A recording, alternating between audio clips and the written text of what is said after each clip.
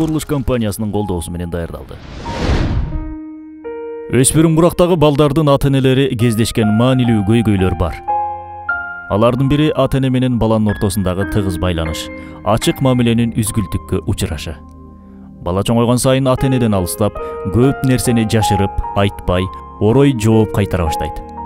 Жанында эле жүргөн баланын мындай өзгөрүүсүнө түшүнбөгөн ата-эне баарын туура эмес жүрүм-турум катары баалап, көйгөй менен күрөшүүгө аракет кылып көрөт. Бул учурда эки тараптан тең орой сөздөр айтылып, түшүнбөстүктөр пайда болот. Кээде мурда балам мындай эмес болчу. Тиги же бул балдарга кошулуп бузулуп жатат го, деп дароо күнөөнү башкаларга оодура салат. Чындыгында бала менен ата-эне ортосундагы ишеним, тыгыз мамиленин солгундап кетүүсүнүн себеби эмнеде? Бир үйдү алалы. Баарыбызга белгилүү болгондой, анын пайдубалын канчалык бекем куруп, кылдаттык менен иштесе, келечекте ошончолук коопсуз үй курулат. Деги эле бардык нерседе алгачкы кадамдардын келечек үчүн болгон салымы зор. Демек, ата-эне менен баланын, өзгөчө эне менен баланын ортосундагы алгачкы жылдар эбегейсиз мааниге ээ. Бул жылдар эне баланы бири-бирине байлап, ишенимдүү тыгыз мамилени түзгөнгө эң ыңгайлуу мезгил. Эгер бул алтын учурду пайдалана албай өткөзүп жиберсеңиз, кайрадан балаңыз менен болгон мамилени жөнгө салуу кыйын болот. Албетте, сиз аны абдан жакшы көрөсүз, ал дагы сизди жакшы көрөт. Бирок бала чоңойгон сайын ортодогу боштук даана байкала баштайт. Эне баланын ортосундагы эң улуу өзгөчө байланыш жашайт. Жакшылап көз жүгүртө турган болсок, уктап жаткан кичинекей ымыркай энеси бөлмөдөн чыгаары менен ойгонуп издеп баштайт. Көпчүлүгү апасынын дем алганын тыңшап, бетин, колдорун сылап жатып уйкуга кетет. Үй бүлөдөгү 3 киши бирдей камкордук көрсө да, бала апасы баскан тараптан көзүн албай талпынып карап турат. Бөөктөр 2 жашка чейин апасынын мээримине, коргоосуна өзгөчө муктаж болушат. Ошондуктан балага муктаж болгон мээримди берүүгө милдеттүүбүз. Өзгөчө 2 жаштан өткөнгө чейин баланы бирөөгө тапшыруу жаңылыштык. Көп энелер ушул жерден ката кетирип коюшат. Кичинекейлер 3-4 жашынан баштап өз күчтөрүнө ишенип, ата-энеден алыстайт.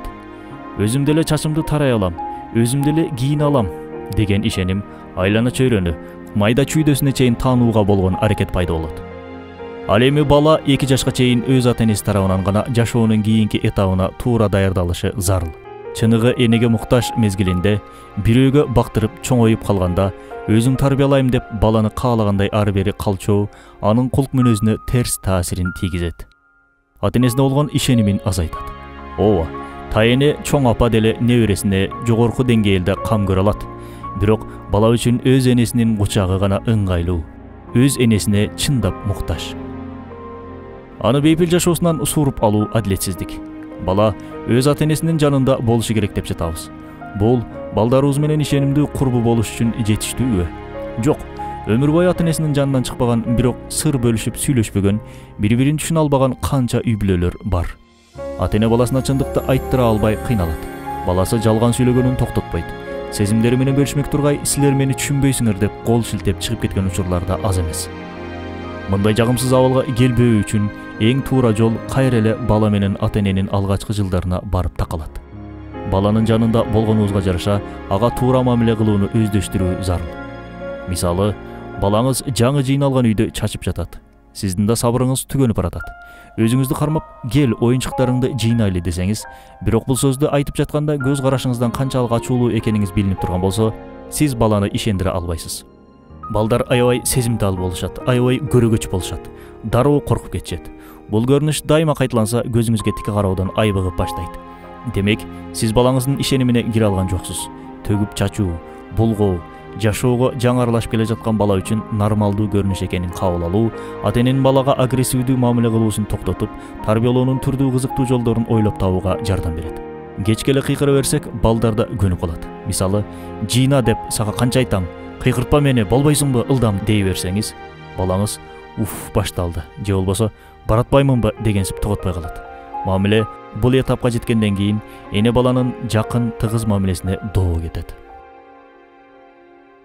Андыктан балаңызга кандай үн, кандай көз караш менен кайрылып жаткандыгыңызга маани берүүнү сунуштайбыз. Балаңызды уга билиңиз. Анын ичиндеги сезимдерин жеткирип айтып берүүсүнө жардамчы болуңуз. Эч качан балаңыздын сөзүн бөлүп, шагын сындырбаңыз. Кунт коюп, угуп, колуңуздан келишинче суроо берип, өз дүйнөсүн ачууга көмөк көрсөтүңүз.